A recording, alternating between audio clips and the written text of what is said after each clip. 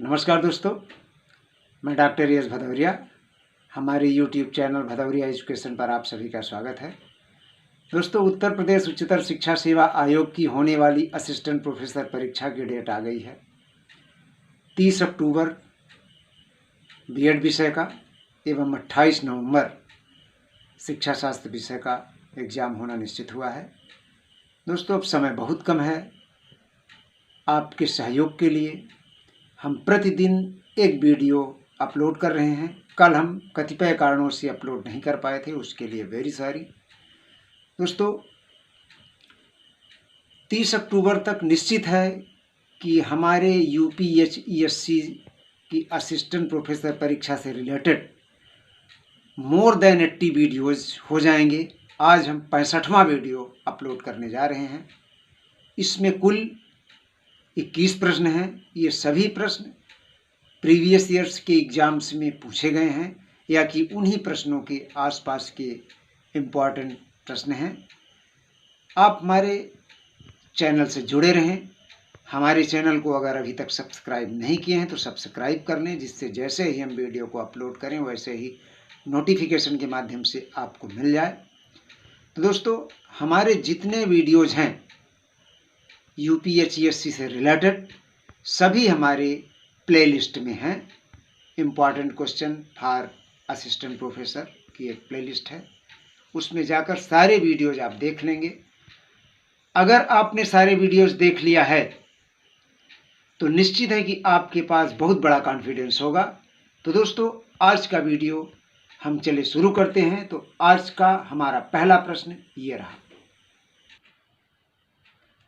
गांधी जी ने सत्याग्रह की प्रेरणा कहाँ से प्राप्त की थी?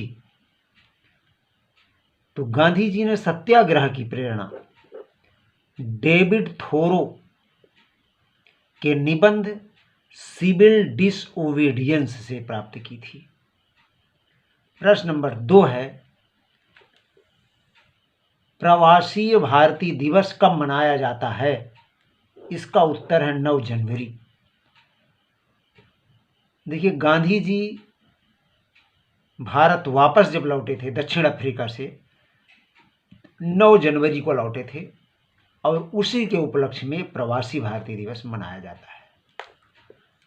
प्रश्न नंबर 3, वर्धा शिक्षा योजना को लेकर जाकिर हुसैन समिति का गठन कब किया गया था? कब किया गया था?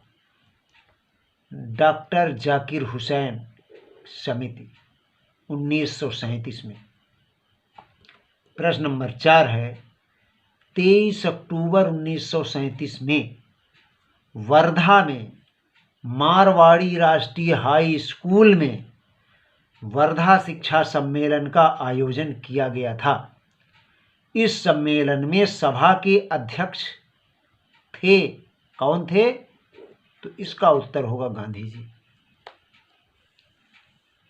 अगला प्रश्न है प्रश्न क्रमांक 5, श्री अरविंदो शिक्षण की किस विधि को मान्यता देते हैं? तो वो है क्रम विधि। प्रश्न नंबर 6 है, सिस्टम ऑफ एजुकेशन पुस्तक के लेखक हैं। सिस्टम ऑफ एजुकेशन, इसके लेखक हैं अरविंदो। ऑन एजुकेशन, दोस्तों इसके पहले हमने एक वीडियो अपलोड किया था, उसमें लिखा था ऑन एजुकेशन, हमने उसका उत्तर दिया था।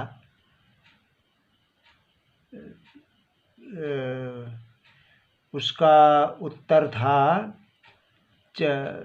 Bertrand Russell. ऑन एजुकेशन पुस्तक का लेखक बर्ट्रैंड रसेल। कई जगह इसका उत्तर मिला था बर्ट्रैंड रसेल, लेकिन दोस्तों जो PGT का एग्ज़ाम हुआ था उसमें भी यह क्वेश्चन आया था, ऑन एजुकेशन किसकी रचना है?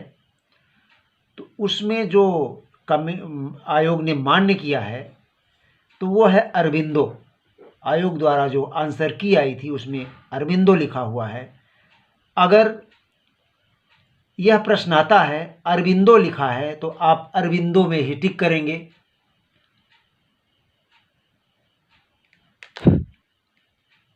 और यदि अरबिंदो नहीं लिखा है,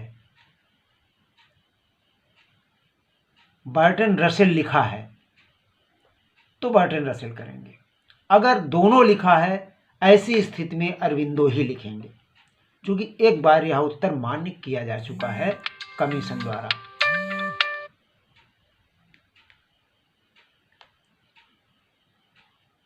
तो दोस्तों, अब हम अगले प्रश्न पर चलते हैं। ऑन एजुकेशन की बात हो गई। अब है प्रश्न number 8, education of man.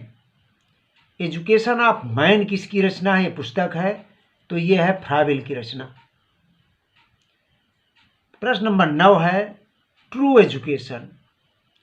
True education पुस्तक, इसको महात्मा गांधी जी ने लिखा है। प्रश्न नंबर 10, भारत को भारत माता के रूप में प्रतिष्ठित करने का श्रेय किसे जाता है?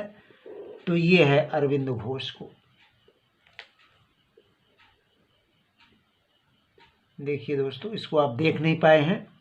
भारत को भारत माता के रूप में प्रतिष्ठित करने का श्रेय किसे जाता है? तो इसका उत्तर है अरविंद घोष। प्रश्न नंबर 11 है संविधान लागू होने के 10 वर्षों के भीतर राज्य 6 से 14 वर्ष तक के बच्चों को निःशुल्क तथा अनिवार्य शिक्षा की व्यवस्था करेगा। यह किस अनुच्छेद में वर्णित है? तो संविधान के अनुच्छेद 45 में वर्णित है। समझ गए कि संविधान के अनुच्छेद 45 में क्या वर्णित है? कि संविधान लागू होने के 10 वर्षों के भीतर, यानी 1960 तक, राज्य 6 से 14 वर्ष तक के बच्चों को निःशुल्क तथा अनिवार्य शिक्षा की व्यवस्था करेगा। तो यह है अनुच्छेद 45। अब हम चलते हैं दोस्तों प्रश्न नंबर 12 पर। प्रश्न नंबर 12 है विशिष्ट रूप से कमजोर, विशिष्ट रूप से कमजोर अनुसूचित जाति जनजाति के लोगों के शैक्षिक व आर्थिक हितों को ध्यान में रखा जाएगा। तो ये संविधान के किस अनुच्छेद में है? तो इसका उत्तर है संविधान के अनुच्छेद 46 में।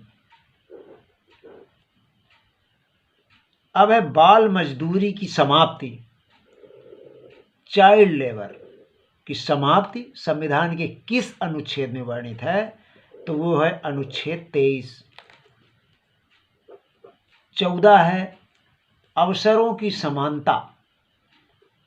अवसरों की समानता का वर्णन है अनुच्छेद 16 में। प्रश्न नंबर 15 है राज्य द्वारा पोषित विद्यालयों में, जो सरकारी विद्यालय हैं उनमें, या कि जो अनुदान प्राप्त विद्यालय हैं जो सरकार द्वारा पोषित हैं, जिनको सरकार ग्रांट देती है, राज्य द्वारा पोषित विद्यालयों में बच्चों के साथ धर्म, जाति, प्रजाति एवं भाषा के आधार पर कोई भेदभाव नहीं किया जाएगा। तो वो है अनुच्छेद 29(2). प्रश्न नंबर 16 है राज्य द्वारा पोषित विद्यालयों में धार्मिक शिक्षा नहीं दी जाएगी। तो ये है अनुच्छेद 28(1). प्रश्न नंबर 17 है अल्पसंख्यक वर्ग की शिक्षा। तो ये है अनुच्छेद 30। प्रश्न नंबर 18 है हिंदी भाषा का विकास राज्य का कर्तव्य होगा। तो हिंदी भाषा का विकास राज्य का कर्तव्य हो गया। यह किस अनुच्छेद में है? तो ये है अनुच्छेद 351।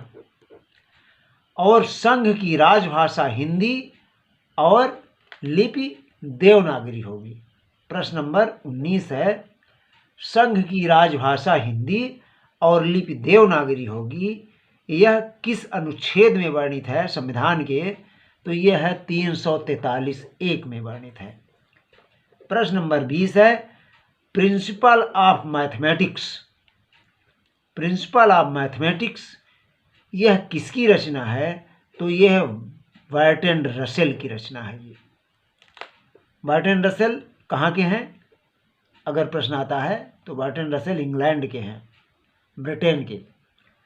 अब है प्रश्न नंबर 21। अब देखिए औपचारिक, अनौपचारिक और निरौपचारिक। निरौपचारिक को गैर औपचारिक भी बोलते हैं।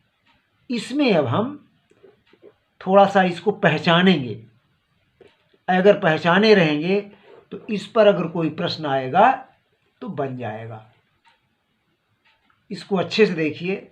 औपचारिक शिक्षा क्या है, अनौपचारिक शिक्षा का क्या है और निरौपचारिक या गैर औपचारिक शिक्षा क्या है। तो इसको हम ये 7 बिंदु हैं, इन पर हम इसको अच्छे से जान सकेंगे। अब देखिए, औपचारिक शिक्षा का उद्देश्य क्या है। औपचारिक शिक्षा का उद्देश्य निश्चित है, अनौपचारिक शिक्षा का उद्देश्य अनिश्चित है अर्थात निश्चित नहीं है, और निरौपचारिक या गैर औपचारिक शिक्षा का उद्देश्य लगभग निश्चित है। प्रश्न नंबर इसका दूसरा पॉइंट पर हम इसको देखेंगे, संगठन। तो इसका संगठन जो है किसी संस्था द्वारा किया जाता है औपचारिक शिक्षा का। अनौपचारिक शिक्षा का संगठन कोई संगठन या संस्था नहीं है इसका।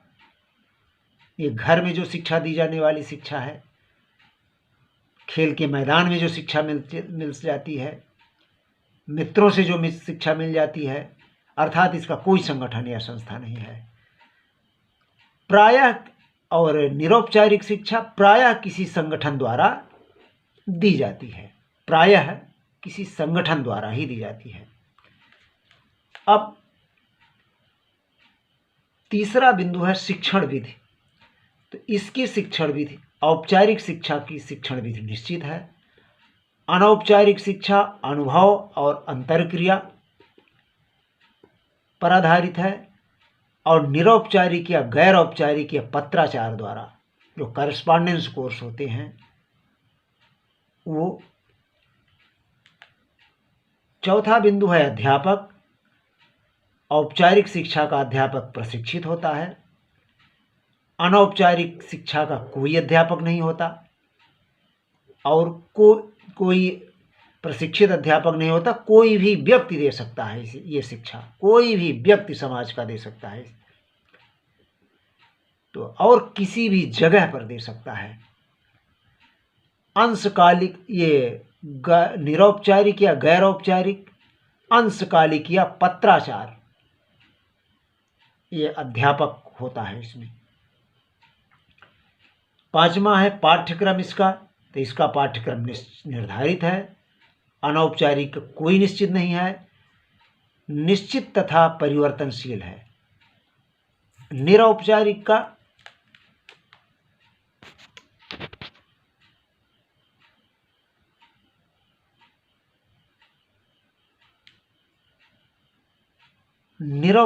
का पाठ्यक्रम निश्चित है लेकिन परिवर्तनशील है। जैसे पत्राचार शिक्षा का है, ओपन से जो कार्यक्रम चलते हैं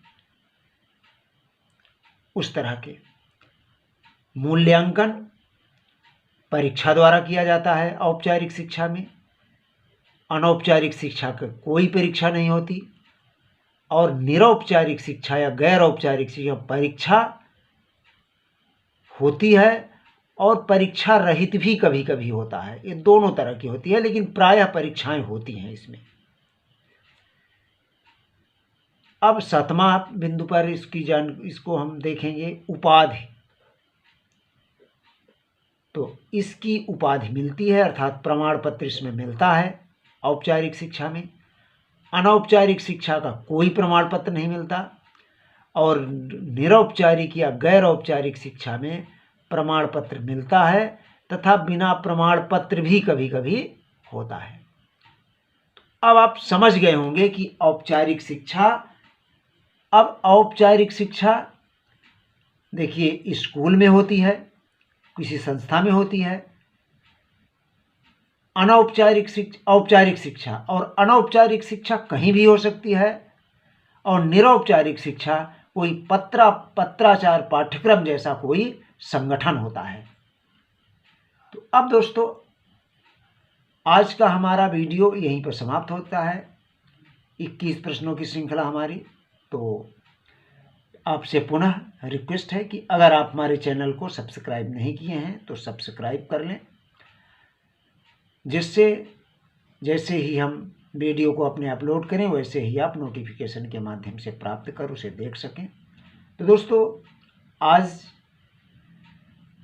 इतनी देर तक इतने धैर्य से देखने के लिए वीडियो को बहुत बहुत धन्यवाद, और उम्मीद है कि आप अपने परीक्षा की तैयारी अच्छे ढंग से करेंगे और हमारे जितने वीडियोज हैं यूपीएससी के सारे वीडियोज आप परीक्षा के पहले 2 बार 4 बार देखने का प्रयास करेंगे। Thank you so much.